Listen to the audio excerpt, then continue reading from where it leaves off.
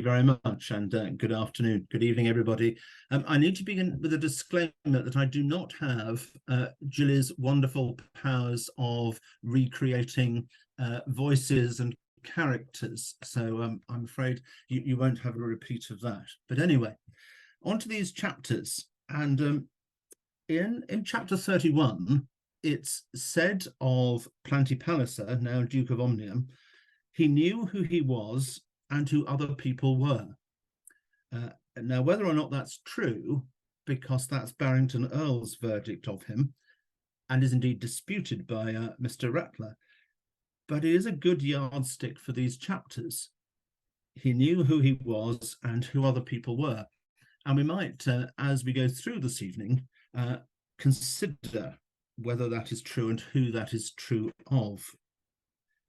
We begin, however, with the press and the People's Banner.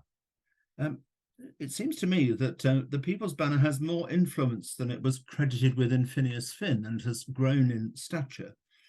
And it certainly reflects the popular journalism of the 19th century. In this novel, it's the first time that Trollope has used the phrase fourth estate, which I guess just gives some sense of its significance. The great Mr. Slide has a mission to expose Phineas and effectively accuse him of adultery with Lady Laura, and to allude to the shooting for which it is alleged that Phineas bears significant responsibility. Phineas is able to achieve an injunction preventing publication of the threatened article, which enrages Mr. Slide, and a violent verbal exchange takes place outside the House of Commons. I've been wondering how Mr. Slide is related to Mr. Slope, and whether there are any other downward trend characters in Trollope, and you might put your mind to that. But it is said of Mr. Slide, he really did believe that what he was doing was all done in the name of morality, so a rather grand build-up, to which the narrator wonderfully then deflates that by saying Mr. Slide didn't know he was lying. By the end of chapter 28, there are three accounts of that meeting between Phineas and Kennedy that led to the gunshot. There is the narrator's account in his development of the story. There's the article which is the subject of the injunction that Slide has written, and Phineas gives his own account in the letter to Lady Laura. And it seems to me that when a novelist gives three different accounts of the same event, we are indeed meant to take note. They are three different forms of account: a narration, a newspaper article, and a letter. Which do we believe? And how do we compare and contrast them? And why? I think at this point, we see Phineas so far at his most vulnerable, and we'll come back to that, because he is in a dilemma as to how to respond or act once the injunction has been served and a stay of execution is given in terms of the publication. However, at that point, we pause in the tension of that for a brief sojourn into a very different contest for the hand of Adelaide. Mr. Spooner is in hot pursuit, and I think that's an appropriate term, as his evaluation of her is in equine terms. I'm not quite sure what difference he sees between Adelaide and a good thoroughbred horse. He is keen to pursue his case and makes clear that he has considerable financial advantage over his competitor, the penniless Mr. Maule Jr. Once he has been firmly rejected by Adelaide, at his cousin's instigation, a rather pathetic man saying to his cousin, "What do I do?" he writes to Lord Chiltern asking him to convey his feelings. It is, however, too late, and he expresses disdain that Adelaide is in fact marrying the young Mr. Maule. Now, clearly, Mr. Spooner and Mr. Maule belong to the cast of Trollope's minor male characters, who might, in a generalization, be described as ineffectual, weak, and vacillating, whether rich or poor. And I'm not sure if their presence here is simply to relieve the tension between some of the main passionate and energetic encounters either side of it in the novel, but they do provide a delightful pause for breath. It's interesting that seeing Phineas himself in a more vulnerable light, we also see Madame Max in a similar mood, reflecting on the life of the old Duke of Omnium. She again rejects, as far as she's concerned, the legacy, despite attempts from the new Duke to persuade her otherwise. Her rejection of the legacy is partly, it seems to me, about her reputation, and more significantly, about the way it made her feel her relationship with the old Duke might be seen as more transactional. And I think that some of the tenderest reflections of the novel come in her consideration of her feelings about him and for him. There is in those passages a great skill in the simplicity and understatement and the way in which she expresses her life quietly put on hold for 3 years as she has cared for him. There is an interesting opportunity here to reflect on the life of the old Duke. His duty was to spend the fortune he inherited, we are told. And there's also a nod in the reflections that she shares at this point with Mr. Maule Sr., who has also cast his hat into the ring, about the passing of time. And Mr. Maule Sr. reflects, I dare say that Mr. Palliser, as Mr. Palliser, has been a useful man, but so is a coal heaver a useful man. The grace and beauty of life will be clean gone when we all become useful men. And even more shockingly, here are some sons of noblemen going into trade on every side of us. We have earls dealing in butter and marquises sending their peaches to market. There was nothing of that kind about the old Duke. And Mr. Maule Sr., who doesn't get very far with Madame Max, although one gives him points for trying, is of the same school as the old Duke, except we're wonderfully told that he was selfish and civil, pleasant and penniless. Mr. Maule Sr. and Mr. Maule Jr., like father, like son, it seems. But at the end of her encounter with Mr. Maule and that opportunity to reflect, Madame Max shares a dilemma with others. I can be both generous and discreet, but the difficulty is to be true. That seems to me a very poignant statement, going back to that sense of who knows themselves and who knows other people. In chapter 31, Palliser faces a dilemma. He has now assumed the title of the Duke of Omnium, and I think from now on we'll just refer to him as the Duke rather than formally Palliser. So he cannot therefore sit in the House of Commons and can't continue as Chancellor of the Exchequer. However, he has no intention of foregoing politics, and chapter 31 sets the scene for the significant political debate of ensuing chapters. What is before us in the novel is the church bill, which is proving highly contentious. The bill that is presented in terms of a proposal to disestablish the Church of England. This was much discussed in the 19th century and was a live and pressing issue for many thinkers, writers, politicians, and actually probably most of the world in England. The Church of England, this is stepping back from the novel a moment, had actually undergone significant reform under Gladstone in his 1869 to 1704 administration. Church rates had been abolished, university tests had been abolished. Nonconformist optimism about their growing influence was significant at this period. A number of high churchmen within the Church of England were quite pessimistic about the state of the Church of England, and nothing's changed there. The passage at the beginning of chapter 33 speaks of the low morale of parish clergy while this is discussed.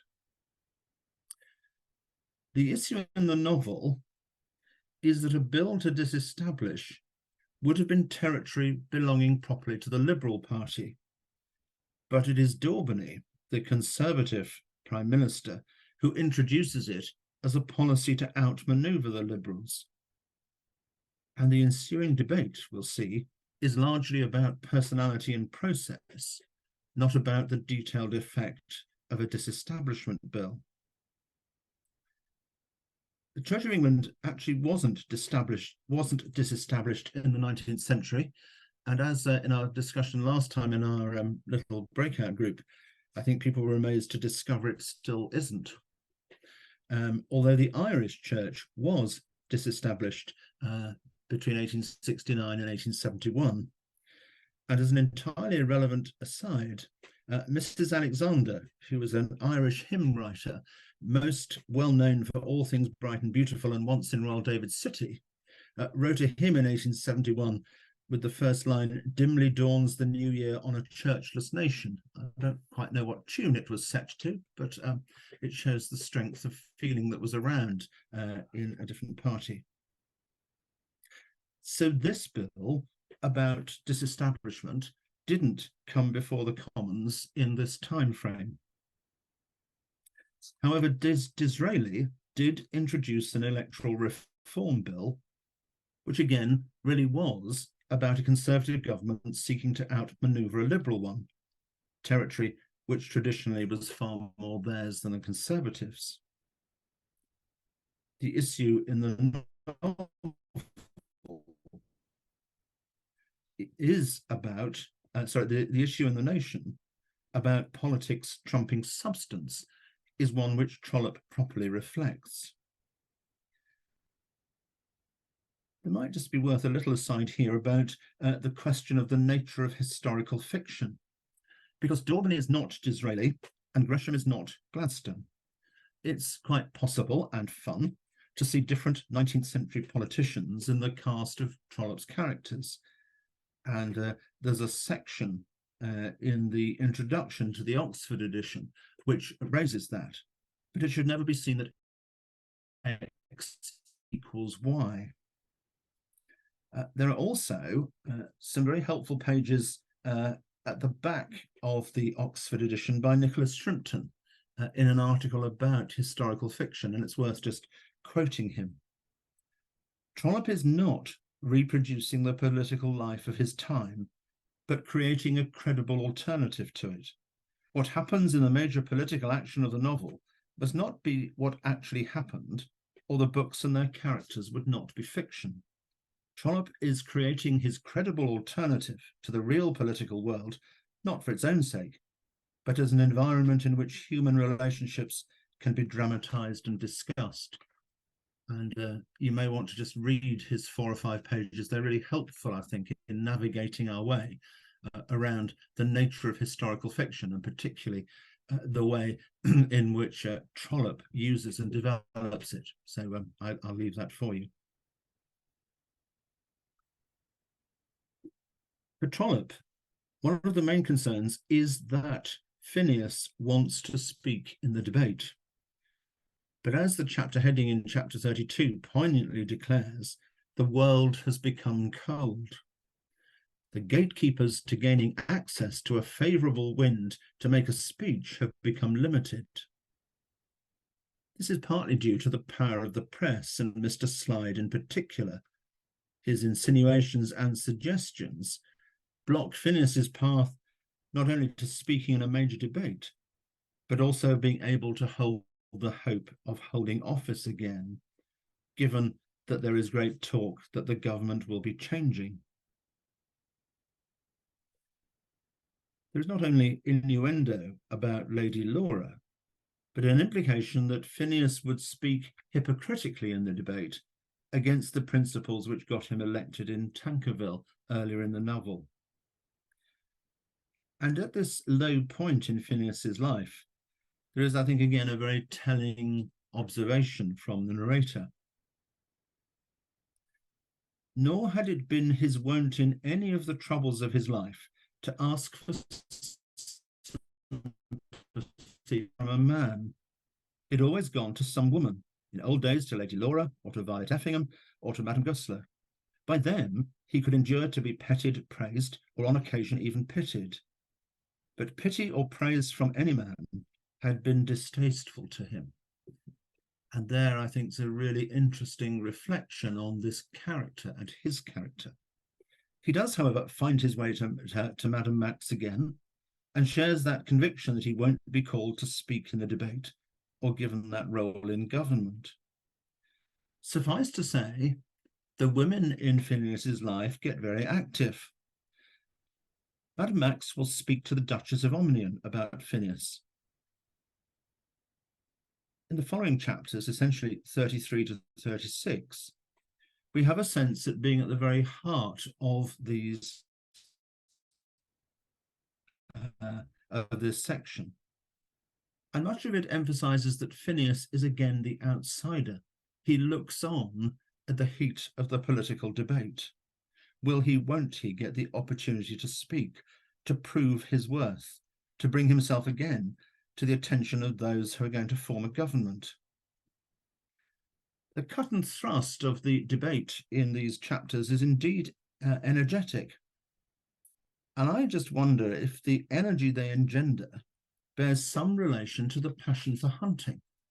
There is something about the cut and thrust of debate and the power of the hunt. It almost comes in a little phrase that the narrator uses, when opponents, this is talking about Parliament, when opponents are almost in accord, as is always the case with our parliamentary gladiators, they are ever striving to give maddening little wounds through the joints of the harness. It's not time to pursue the hunting and Parliament debate a bit, but it may be something people want to come back to.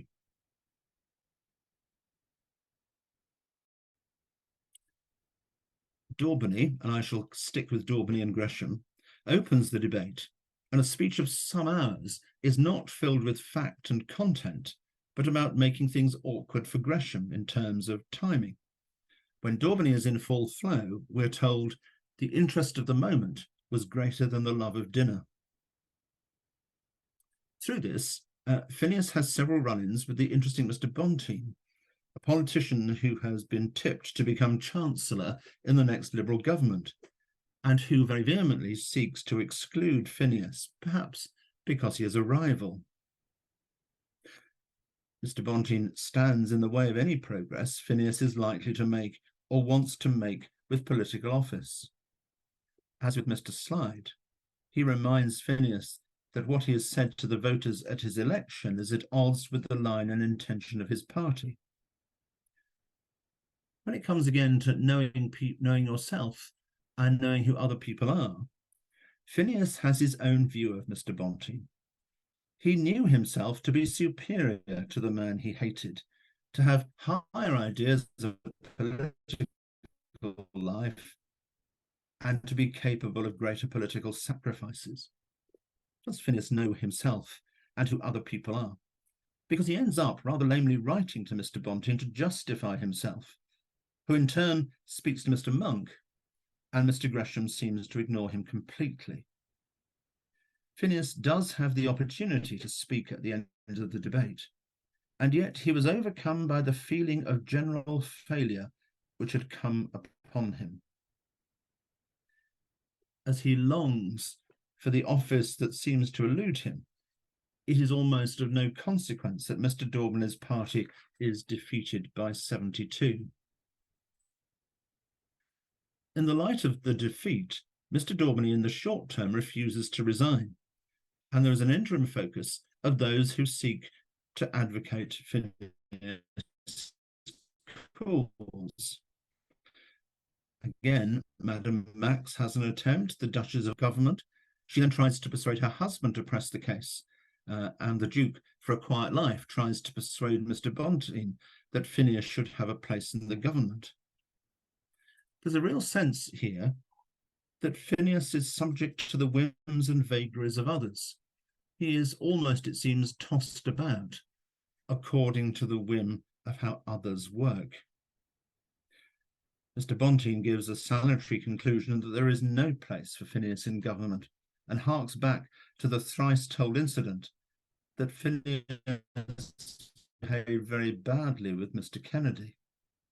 It raises again the question as to which account is to be believed. Then very briefly, the last two chapters of this section focus in turn on two of these main different aspects of this whole section. Firstly, Lady Laura and Lord Brentford return to Portman Square from abroad, both the worse for wear. Lord Brentford, we're told, is a broken-down old man, and Lady Laura one whose youth has passed away from her. And there's another reminder that politics has changed. Lord Brentford's wistful observation is there used to be a kind of honour in these things, but that's all old-fashioned now. Laura wants to join the queue of women wanting to fix things for Phineas and to see him in government. And she now regrets her marriage, perhaps the first such explicit statement of this from her own lips. And for Phineas, 38 chapters on from the announcement of his wife's death, he remembers that he was married and that his wife was so good, so pure, so pretty, so loving. This is the first mention of her, I think, since chapter 1. It's not a long eulogy. In fact, that's it. But it's fascinating that Trollope should slip this in as a reminder of the past. Finding himself in an intimate moment with Lady Laura, Phineas resolves that he must in future keep his distance from her, recognizing that she and he will find that hard. The final chapter of this section returns us to the House of Commons, and Daubeny finally resigns and makes a fiery speech at his resignation. His audacity equaled his insolence, we are told. His speech is turbulent and causes uproar. The remainder of what he said was profound, prophetic, and unintelligible, is how the narrator undermines it. He has divided the House and he has divided his party, and there are mixed views as to his effectiveness and quality as a leader. So in personal arrangements and in political national life, there is change and turbulence and profound dis-ease in each area and in the person of Phineas, where these worlds meet. I'm actually wondering which of these, the personal and the political, takes centre stage in at least this part of the novel. Is the political world simply the backdrop against which the personal triumphs and tragedies of the novel plays out, or does it have a life of its own? And to finish where we began, he or she knew who or she was and who other people were. Of whom in these chapters is that the case? And who thinks it's true of themselves, but it isn't? And why?